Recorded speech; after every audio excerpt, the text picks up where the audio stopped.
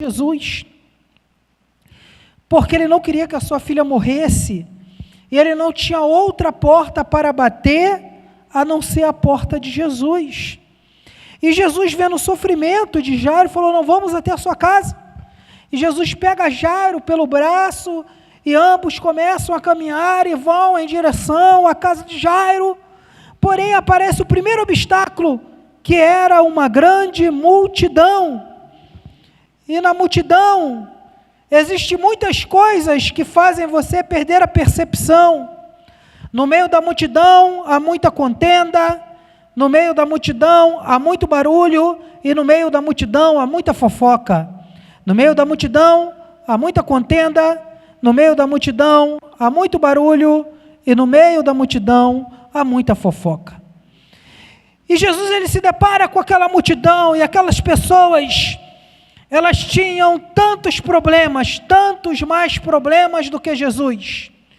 Tantos quantos mais problemas do que Jesus. E Jesus foi atravessando aquela multidão, e as pessoas tocando Jesus, as pessoas apertando Jesus, as pessoas querendo falar com Jesus. E Jesus continua andando.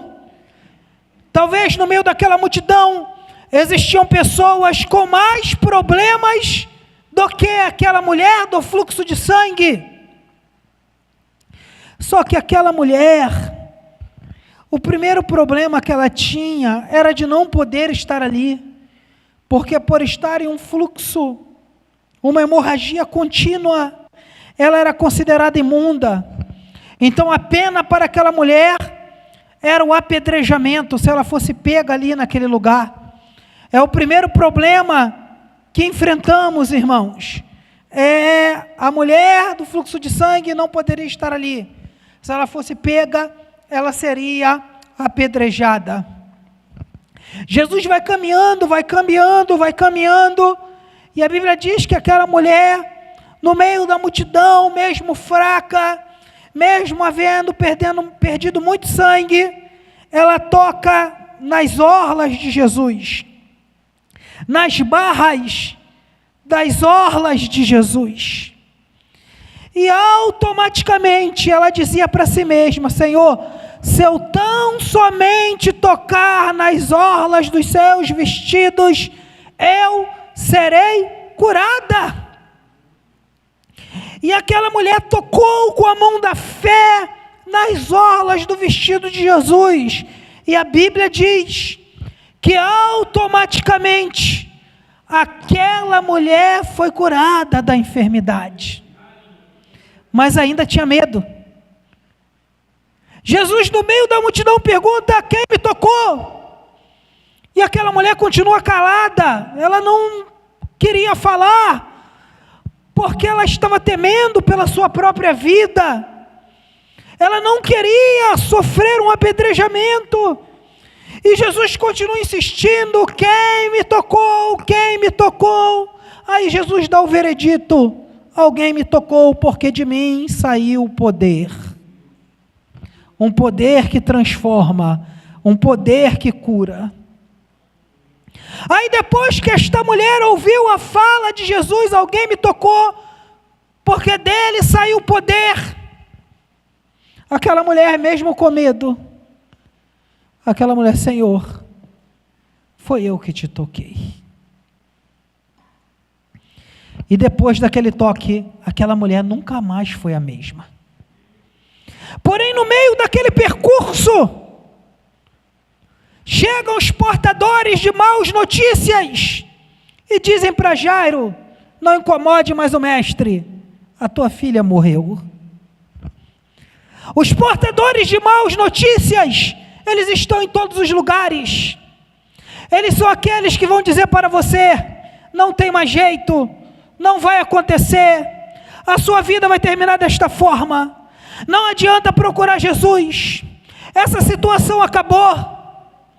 Os portadores de maus notícias são aqueles que têm o prazer de dizer que o seu sonho morreu, que a sua esperança morreu, que você não tem nem o porquê de existir, e a sua oração está incomodando o mestre. Mas lembra o que existe no meio da multidão? Contenda, fofoca, barulho. E aí você precisa escolher quem você vai ouvir. Se você vai ouvir Jesus, ou se você vai ouvir a voz da multidão. Ou se você vai ouvir a multidão querendo que você perca o foco, querendo que você perca o conceito, querendo que você perca a ideia. E antes de que Jairo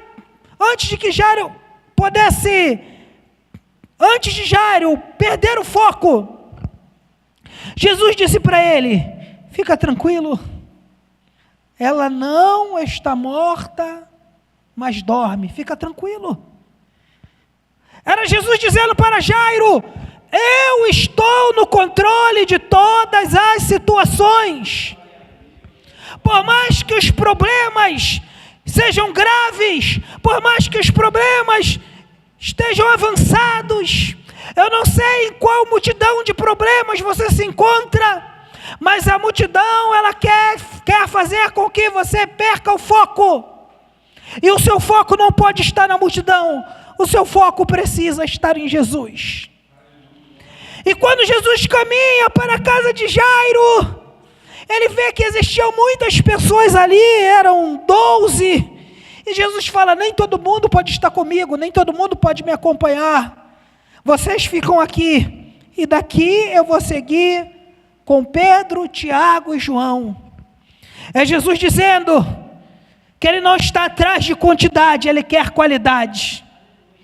Quantidade é muito importante. Eu não vou dizer para vocês que eu não queria ver essa igreja lotada, essa igreja cheia, mas talvez a visão de Jesus não é igual à minha, e aqui eu vejo que a visão de Jesus não é igual à minha, porque ele deixa uma multidão, ele só traz 3 discípulos de 12, e ele caminha em direção ao milagre com um pai desesperado que não acreditava mais, porque quem está ao lado de Jesus pode até estar desesperado, mas não pode perder a fé. E existiam discípulos que não puderam acompanhar ali, porque não tinham fé. E falta de fé traz o medo, e medo é fé ao contrário. Tudo aquilo que eu temo acaba acontecendo. Quando Jesus chega na casa de Jairo, lá estavam as pessoas chorando, a multidão gemendo, a multidão sofrendo, a multidão angustiada, a multidão problemática. Naquela época, pessoas eram pagas para chorar. Então já estava todo mundo na porta chorando, se planteando. Jesus entra, traz Pedro, Tiago e João. Lembra do que eu falei da multidão? Que na multidão tem barulho, fofoca e contenda? Jesus deixa a multidão do lado de fora e entra só com a mãe e o pai daquela criança. Jesus chega para aquela criança que estava morta, para aquela criança que estava inerte, para aquela criança que estava sem vida. E o Senhor diz para ela: menina, eu te mando, levanta-te. Manda, irmãos, quem tem autoridade para mandar, quem tem poder para dizer aos nossos sonhos que morreram: volte à vida, levante. E a Bíblia diz que depois daquilo ali, a menina se levantou. E Jesus, preocupado, porque ele não queria que a sua fama chegasse a Pilatos, chegasse a Anás e Caifás, para que eles não caçassem a sua vida terrena e o matassem logo. Jesus disse: não conta para ninguém o que aconteceu aqui, porque esse milagre que eu fiz aqui na tua casa, Jairo, existem muitos outros lugares que eu preciso fazer. Eu sei que eu vim para morrer na cruz, mas eu quero fazer muitos outros milagres ainda. E se vocês contarem a respeito disso, vai surgir a fama, vai surgir a inveja, e eu não vou poder completar obras que eu tenho para completar em outras casas.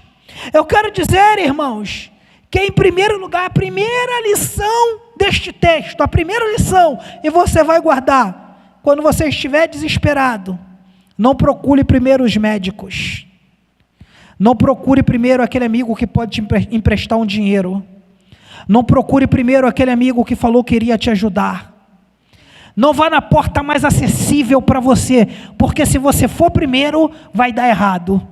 A primeira lição deste texto é a seguinte: quando você estiver totalmente desesperado, totalmente sem recurso, antes de bater em qualquer porta, procure Jesus em primeiro lugar, porque ele disse: eu sou a porta, e aquele que entrar por mim entrará e sairá e encontrará pastagem.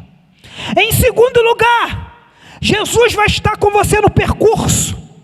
Mas Jesus estando com você no percurso, isso não quer dizer que as coisas não vão dar errado, que os problemas não vão acontecer, que maus notícias não irão chegar.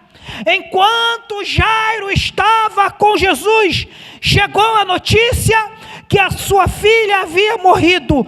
Enquanto Jairo estava com Jesus, ele teve a pior notícia de sua vida. Você pode estar com Jesus e algumas notícias ruins podem chegar ao seu ouvido, mas isso não quer dizer que Jesus perdeu o controle da sua vida. Guarde isso, é a segunda lição. Ele continua no controle da sua vida. Em terceiro lugar, no meio da multidão, existe três coisas: existe contenda, existe barulho e existe fofoca. A escolha sempre é sua.